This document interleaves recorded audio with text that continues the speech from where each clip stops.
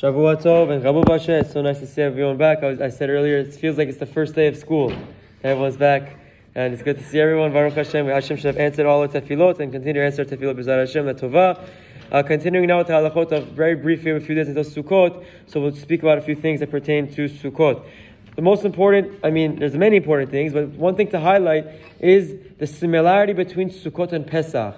Now, I'm not referring to what the Gemara talks about, why the reason we celebrate Sukkot. There's a reason we celebrate Sukkot is because Hoshavti ben Yisrael, that Hashem took us out of Egypt and put us in Sukkot, whether if it was the literal Sukkot or the Anei HaKavod, the Machoket in the Tanaim. But I'm referring to another idea that there's a comparison between Sukkot and Pesach. What? On the first night of both of these holidays, we have an obligation to eat something. The first night of Pesach, there's an obligation to eat a kezait of matzah. And the first night of Sukkot, there's an obligation to eat a kezait of bread, not matzah, regular bread, in the Sukkah. So it's very important to understand that we have a mitzvah from the Torah to live in the Sukkah for the 7 days, for the duration of the 7 days.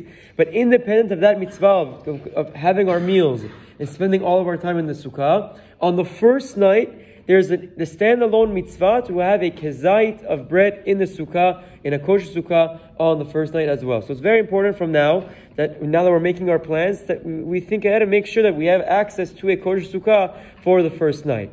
Now, for Baruch Hashem, all of our Batei Knesiot have Sukkot and they're available. So anyone that doesn't have access to a Sukkah or isn't sure if the Sukkah they're going to might be kosher, it's not a time to make any Shalom Bayit issues, but you should make an effort to eat a kezait of bread in one of our Sukkahs in our kanisas, because all of them are kosher and they're perfect to be used for the mitzvah. Now, very quickly to define what's considered a kosher Sukkah. So, not to get into all of the details, but very simple. It needs to have, we call it 3 walls, minimum, with a sechach. The lashon of sukkah comes from, many Rishonim say, comes from the language of a sechach. What's a sechach? Sechach is this roof, temporary roof, that would allow water to penetrate through it, but very important, must be used from something that was grown from the ground. So today we buy the commercial ones that are sliced bamboo sheets because they're lighter and easy to, transport. But in theory, anything that's grown from the ground, that's no longer attached to the ground, that's detached from the ground and put up on top of the sukkah and causes more shade than sunlight, would be a kosher sechach.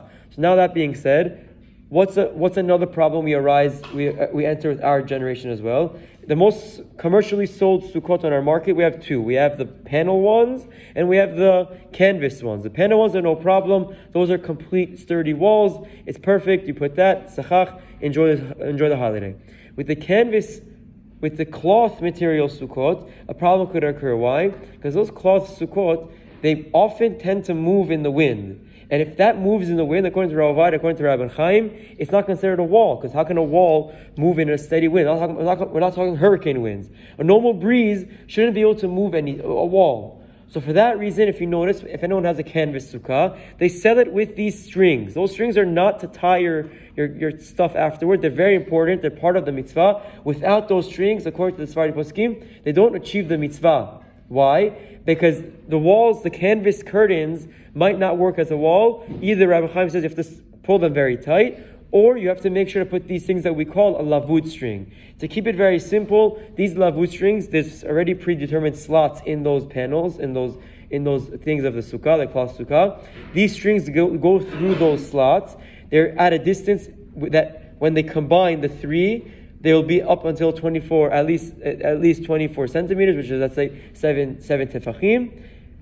But 8 tefachim, let's say, it needs to be 10 tefachim, so 30 centimeters high at least, or 40 centimeters high. But 40 centimeters. Each tefach is, same thing. We're doing it, whatever. But the whole idea is, now that you have these 3 strings, when they're a minimum of 3 tefachim within each other, according to Halacha Moshe B'Sana, we have tradition that is considered a wall.